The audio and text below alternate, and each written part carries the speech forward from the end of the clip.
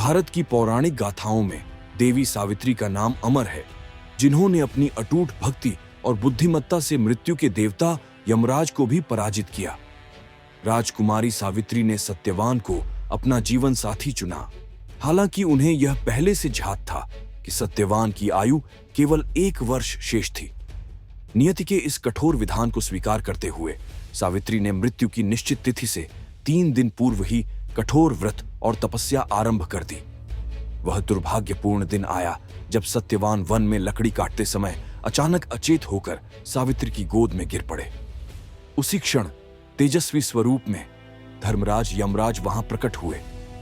यमराज ने सत्यवान के शरीर से सूक्ष्म प्राण निकाला और उन्हें लेकर दक्षिण दिशा की ओर प्रस्थान किया।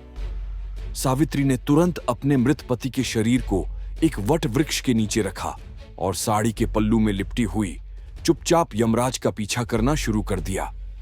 यमराज ने कई बार सावित्री को रुकने के लिए कहा, परंतु वह धर्म और पतिव्रत के सिद्धांतों पर आधारित तर्कों के साथ उनका अनुसरण करती रहीं। सावित्री की वाक्पटुता और अटूट भक्ति से यमराज अत्यंत प्रभावित हुए। उन्होंने सावित्री को एक एक करके 3 वरदान दिए, लेकिन इस शर्त पर कि वह सत्यवान का जीवन वापस नहीं मांगेंगी।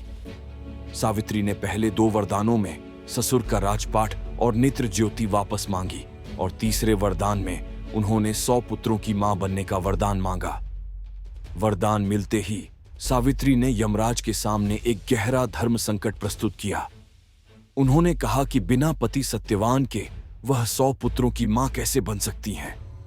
यह वरदान तो केवल सत्यवान के जीवन दान से ही पूरा हो सकता है। सावित्री के इस अद्भुत विवेक के सामने यमराज निरुत्तर हो गए। धर्मराज ने प्रसन्न होकर सत्यवान के प्राण वापस लौटा दिए।